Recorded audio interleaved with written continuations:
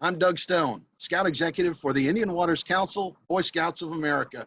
Welcome to the Soup, Stone Soup, where we dish out ideas and hopefully some inspiration to help keep you plugged into scouting.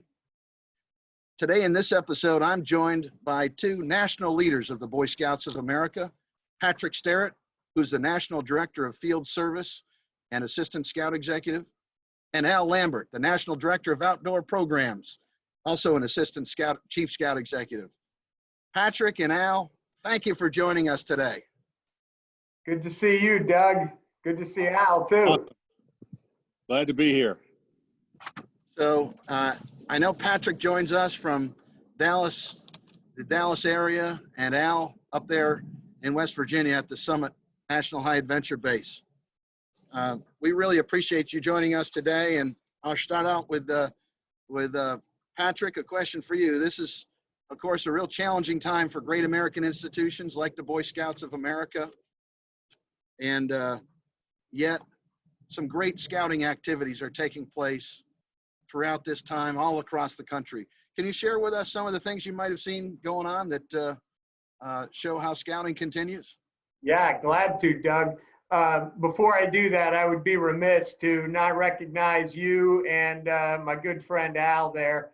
Al and I haven't seen each other. We've been social distance, like from a really long way apart. But man, it's good to see both of your faces. Brings me back to all our times together, all three of us in Washington, D.C. and National Capillary Council, and great times. And congrats to you for just a great job you're doing in the council. So, you know, Doug, what I would say is I am just so amazed by our volunteers, whether that be, you know, parents at a unit level or at a district level or a council level. In the middle of, you know, the greatest challenge that, you know, our generation has faced in our lifetime, really, and so much change, our volunteers, you would think, would just hunker in, take care of themselves, take care of their families, but no. The scouting spirit is so crazy and so, you know, exhilarating that even during this time, they're figuring out how to help other people at all times. You know, how can they still collect food for the needy? How can they still run virtual den meetings? How can they still do a border review for a scout trying to get second-class rank? You know, it's just awesome. You know, your council's doing some cool things with merit badge colleges and trying to figure out how to open up summer camp. We're seeing that across the board with virtual den meetings, patrol leaders holding their patrol meetings, you know, on different forums like Zoom, merit badge colleges all over the place that don't just touch their council, but we've got worldwide reach, you know, all 50 states, other countries, you name it. So it's really exciting to see.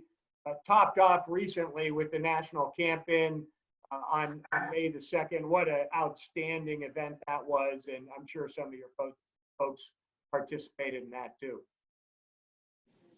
We sure did, and that is those are some of the things that our scouting families are grappling with. You know, having kids home, and you know, it occurs to me that Cub Scouting, for example, since 1933 when it was founded, has been a home and family centered program, and now everybody's home with their family.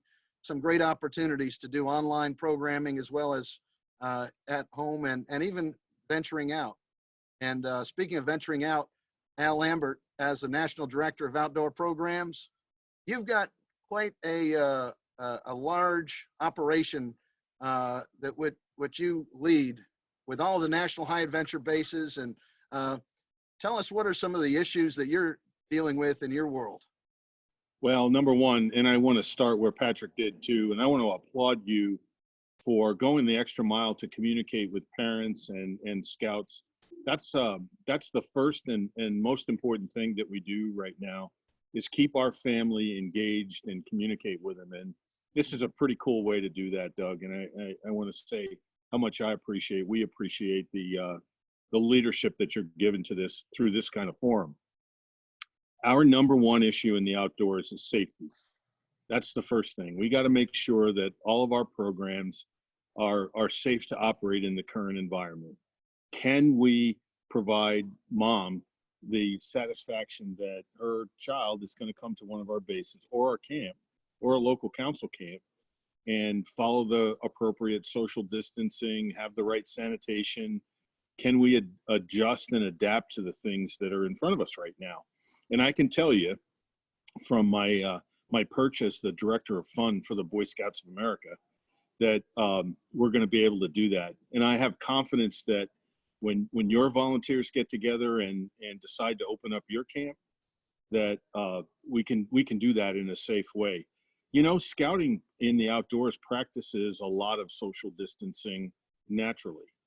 We all automatically go to dining halls and maybe things like shooting sports where we get close with each other, but we can figure those things out. We've had 100 years of challenges that have come to us in different ways, shape, or form. We can figure those things out, and we can figure out how to bring the fun and adventure alive in this environment for sure. This I know, Doug. I know there are kids all over your council and all over America today that are dreaming about the outdoor experience they're going to have this summer. They want to get outside. So that's what my team is focused on. The high adventure bases, and just I'll give you a little details. We're looking to open Philmont Scout Ranch on July 1. Florida Sea Base will open up on June 15. Northern Tier will open up June 15. And the summit, one of the reasons I'm here is we're hoping that the situation in West Virginia will allow us to operate early in the month of June, if not before then. We're working through that right now. And we've got, that's exciting stuff, because if we can keep high adventure going, I think scout camps can follow behind us. And Al, I think that we had 92 of our scouts and leaders planning to go to Philmont in June. And I think that their consideration right now, from what I understand, they're able to look to see if they might be able to go in July or just put it off till next year. Is that kind of how that works for those where it was? Yeah, we're working a number of deals with them. If they can reschedule this summer, certainly we'll make room for them. If they can reschedule to another high adventure base, some might not want to travel that far this year. We'll reschedule them to a base that's closer to their home. We'll reschedule them for next year if we can. And of course, if it comes down to it, we'll do a refund. And, I know that even before this pandemic, for a lot of us seeing in the news, the Boy Scouts of America going through some challenges to help address some issues of the past. If I may, could you guys share some perspective on where things are going with that in terms of financial restructuring and the like, Patrick? Yeah, Al, if you want me to touch on that, I'm happy to. Yeah, go ahead, Patrick. That'd be great. So Doug, first and foremost, most of your listeners are probably Cub Scout den leaders or, scout masters and assistant scout masters. And what I would encourage you, just like you want to, first and foremost, think about the safety of your scouts and those participating. Follow all of our youth protection guidelines and health and safety guidelines, and really focus all your attention right there on local scouting and how you can deliver scouting right there in your community. Try not to get too distracted by some of these major issues of our past that the Boy Scouts are working through. We are certainly working to, one, make sure we've got the safest environment possible, and two, to make sure that we apologize and take care of victims of the past. And that's really at the center of a lot of this conversation. It has been made more challenging by this pandemic for you and local councils by just the financial pressures you then face with things like activities slowing down, or whether you can open summer camp or not, or whether you're able to do your fundraising events that are so important for the vitality of your local council, and what that means for things like popcorn sales or product sales going into the fall. And I would just encourage anybody listening to strongly support your local scouting community, just like you're trying to figure out a way to support a local restaurant or a local hospital. You know, think about scouting and just how important it is in your community, and how can you support that. So the programming that develops young people into being such great citizens, the very people that are reacting right now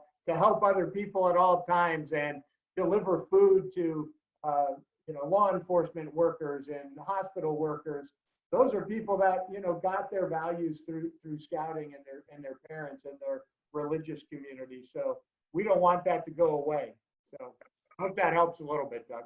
Oh, it sure does, because we have literally thousands of scouts and families right here in the Midlands of South Carolina that have had such positive experiences in learning the values of the Scout Oath and the Scout Law and living them in their scouting program, that it really is exciting to think that those things continue even during this time, and to think about what that means for the future because of their participation in scouting. And what aspirations or hopes do you all have for our scouting families in terms of what's around the corner for the Boy Scouts of America and their family experiences? Let me let Al, start there. I know he's got so many exciting things in play with, BSA family camping and things like that. But let me let Al offer his perspective. I would just build on what Patrick said too about, we've embraced the issues that we've had over our history. We know that millions and millions of kids have gotten great programs, but in some cases, there's been some issues, and we're taking responsibility for those and doing what we have to do through this restructuring. But the next 100 years that the Boy Scouts are going to be around, it's going to be just as exciting. It's going to be amazing. And I know this because what's happening in America today, and frankly around the world, with the World Organization of Scout Movements, 52 million young men and women are in scouting around the world. Wow. And we're part of a larger organization in that sense. But what's happening is scouting's core programs in the outdoors are coming in line with what parents and families want for their children today. So the directions that I think we're going to be going are places we're real comfortable with. How do we build character and citizenship and fitness and leadership skills in the outdoors, using the outdoors? How do we teach service? All those kinds of things. And I find some great potential in the future for everything from den programs all the way up through council and national programs to couple up and get kids outdoors. This is going to be one of the best things coming out of this pandemic and the lockdowns. Kids and families are going to want to get out and interact in the outdoors. We're right there on that, and that's what our future is going to look like. But I'm a bit biased, Doug. Well, we all are, because we all see it as parents, as leaders of scouting. We're eager to get those kids out in the outdoors and take advantage of the time-tested programs of the Boy Scouts of America. Patrick, any other comments from you, sir? Yeah, I'm a little biased too. I think, like you said, all three of us are. If I've got it right, we're all products of the program. All Eagle Scouts. We've had family members involved, mothers, fathers, in deep ways as volunteers. So we've already drank that Kool-Aid, so to speak. I just agree with Al. Our future is so bright, especially with decisions we've been making about welcoming young ladies into our program, making it so much easier for families to engage with us, either virtually or by having meetings in the same location that allow their whole family to be able to participate. Strong efforts we're making towards diversity and inclusion. We just want to serve kids and serve families. We don't want to judge them. We don't want to be a part of any of that. We just want to serve young families and kids with this program that enlightens them to something larger than themselves, how to serve other people, how to get engaged with the outdoors and appreciate the outdoors, how to grow their religious experience, whatever that happens to be. every parent wants that for their child. We've all raised children. That's exactly what we want. What a unique position we have in the marketplace for families moving forward. I just think our future's so bright. So last night I got to watch a patrol meeting on Zoom. The troop came together, and the kids split off into a conference room on Zoom, and the parents had a meeting. It was the most fascinating. Patrick, it builds on what you said. The patrol meeting I watched had 4 or 5 girls. They planned a camp out, which is going to occur in maybe a month here. They did their menu planning. They did their program stuff. The parents, on the other hand, were doing their thing, all virtually, this kind of meeting and this kind of thing didn't happen. And, you know, it's an all girls troop. So it was an amazing thing. I sat back and I did, Patrick, how, you know, we've got a family program here, and all we've got to do, we've got the wind behind us now, and we just got to look forward and think about the possibilities. Scouting changes lives. We just got to think about the possibilities. Amen. Great words from 2 great national leaders of the Boy Scouts of America, Patrick Sterrett, our National Director of Field Service, Al Lambert, National Director of Outdoor Program. Thank you guys both so much for being a part of this today and for your helpful insight into how we can help keep scouting going and great perspective on the future of the organization. Thanks very much, guys. We appreciate it. Thanks for having us, Doug. And we hope you will stay tuned for the next edition of Stone Soup, where we hope to help provide some further inspiration and ideas to help keep you plugged in to scouting.